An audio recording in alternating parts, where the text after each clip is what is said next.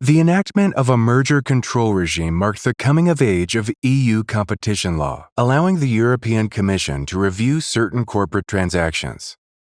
In this video, we discuss the rationale behind the EU merger control regime, the types of mergers that require notification, and how the authorities assess their potential effects on competition.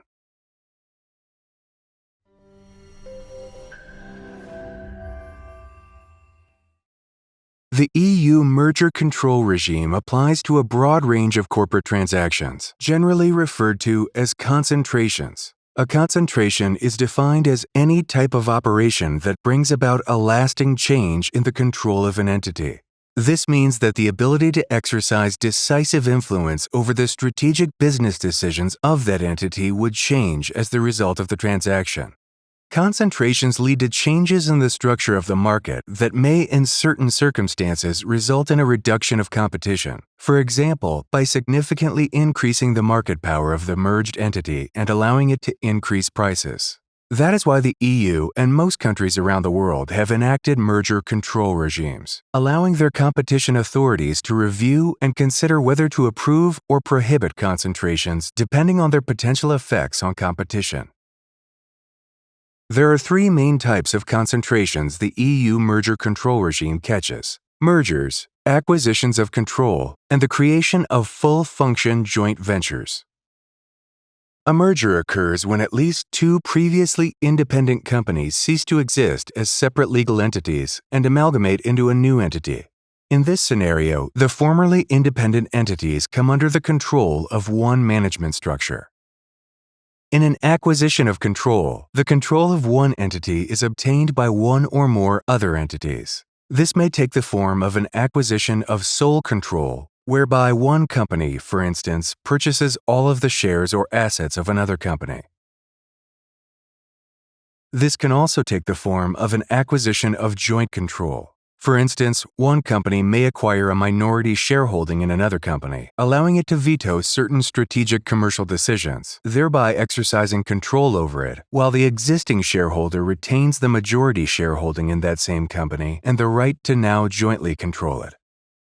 Finally, the concept of concentration includes operations where two or more entities merge part of their businesses into a newly established joint venture company, which is jointly controlled by the parent entities and which performs, on a lasting basis, all the functions of an autonomous economic entity. In other words, to qualify as a concentration, the joint venture should have sufficient resources and independence from its parent companies to operate like any other company on the market. Such constructions are referred to as full-function joint ventures.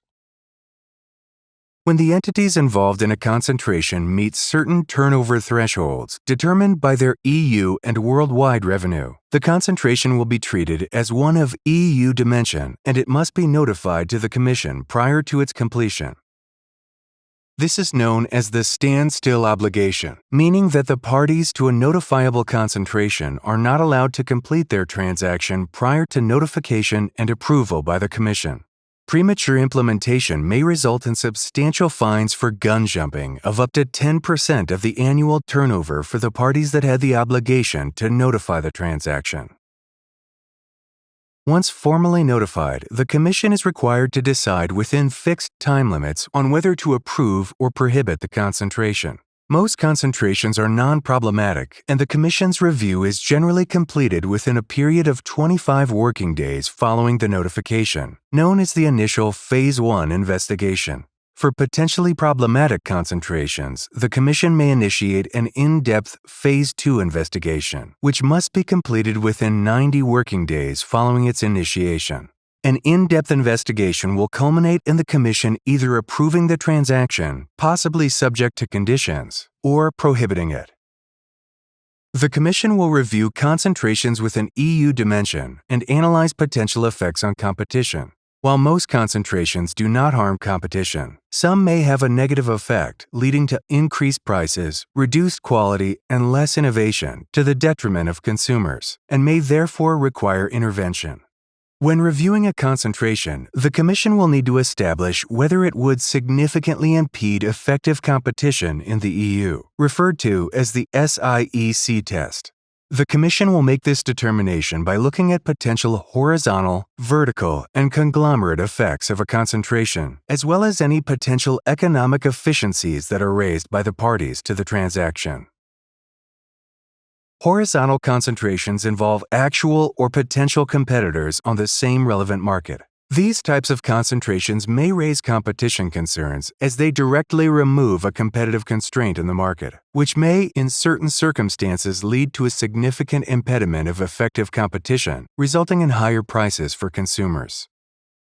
To assess the impact of a horizontal concentration, the Commission will firstly assess its unilateral effects. This refers to whether and to what extent a concentration will enable the merged entity to exercise market power and unilaterally raise prices.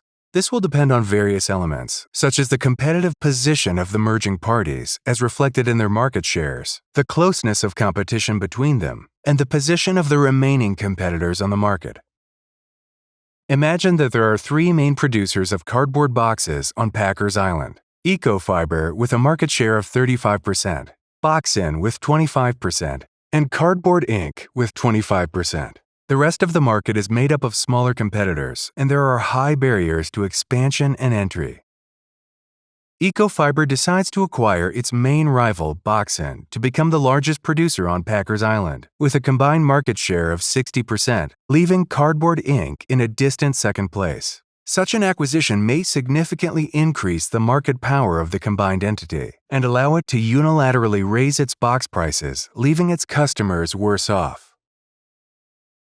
The Commission will also assess whether a horizontal concentration may harm competition by facilitating tacit collusion on prices among the combined entity and the remaining competitors, referred to as coordinated effects. Tacit collusion may arise when market actors interact over time and consequently are able to behave as if they had agreed to raise prices even though they did not explicitly agree to do so. Whether a concentration is likely to lead to coordinated effects will depend on various elements, such as the level of concentration in the market, product homogeneity, and the degree of market transparency. Vertical concentrations involve entities that operate at different but vertically related levels of the supply chain.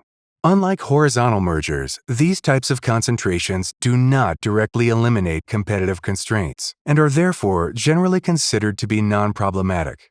Vertical mergers can even be pro-competitive, as vertical integration may lead to certain efficiencies that can benefit consumers. However, vertical mergers can raise competition concerns where they can change the combined entity's ability and incentive to engage in exclusionary conduct by pursuing input or customer foreclosure strategies. This may reduce competition on both the upstream and downstream markets where the combined entity is active, to the detriment of consumers. Whether such an outcome is likely will depend on several factors, such as the combined entity's position on the downstream and upstream markets, the importance of the input for the downstream product, alternatives available to competitors, and the extent to which such strategies would be profitable.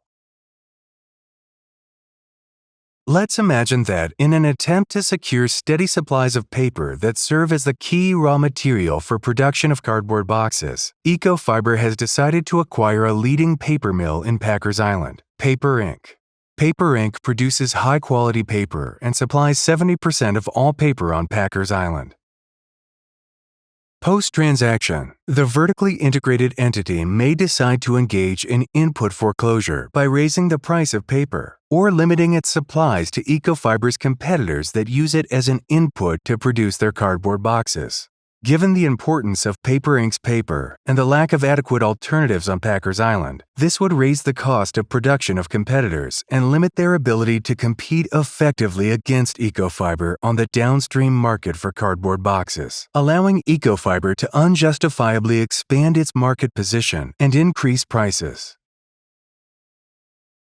Conglomerate concentrations involve entities that supply products that are closely related or complementary to each other from the perspective of their customers. In a similar fashion to vertical concentrations, conglomerate concentrations are more likely to result in efficiencies that may benefit the customers of the combined entity and are unlikely to pose competition concerns. However, conglomerate concentrations may lead to potential exclusion of competitors under certain circumstances. This is because a concentration leading to a combination of complementary products may confer on the combined entity the ability and incentive to leverage a strong market position from one market to another by means of tying or bundling its products. Whether such leveraging is likely to occur will depend on various factors, such as the existence of market power in at least one of the related markets, the existence of a large common pool of customers for the individual products, potential profitability of such a strategy, and the position of the competitors and their ability to deploy effective counter-strategies. Imagine that Ecofiber has grown over the years and is now supplying 80% of all cardboard boxes on Packers Island. Realizing that many of its customers tend to also purchase packing tape, Ecofiber decides to acquire Tape-It, a supplier of packing tape on Packers Island. The combined entity could try to leverage Ecofiber's strong market position by selling both products in a bundle so that customers who want Ecofiber's boxes would have to also purchase Tape-It's packing tape. This could lead to exclusion of rival suppliers of packing tape from the market, allowing the combined entity to unjustifiably expand its market position on the packing tape market and increase its prices. Rather than outright prohibiting concentrations that pose competition concerns, the Commission may look for a remedy that would address any problematic aspects, allowing the rest of the deal to proceed. Remedies are offered by the merging parties in the form of commitments to modify their proposed transaction in a way that would address the identified competition concerns. If accepted, these commitments will form part of the formal Commission decision as conditions for the clearance of the concentration. Let's recall our example of Ecofiber deciding to vertically integrate with Paper Inc., the main supplier of paper on Packers Island. Upon review, the competition authority may consider that the combined entity is likely to engage in input foreclosure and impede the downstream competitor's ability to compete effectively against Ecofiber. To alleviate the competition authority's concerns, Ecofiber could offer an access remedy. For instance, the combined entity could commit to reserving 50% of its production capacity to continue supplying paper to competing cardboard box producers on fair and reasonable terms for a period of 5 years following the acquisition.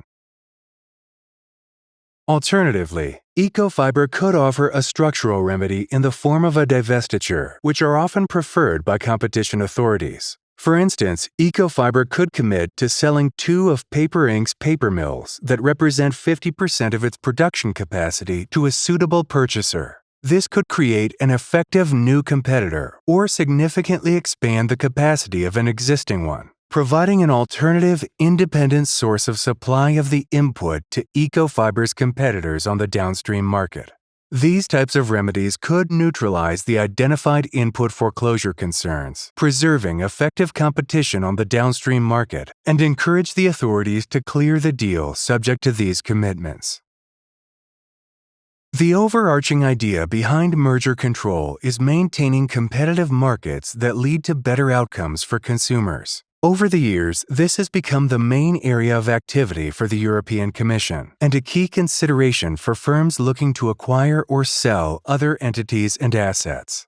With M&A activity playing a major role in the global economy, merger control will remain one of the key pillars of EU competition law enforcement.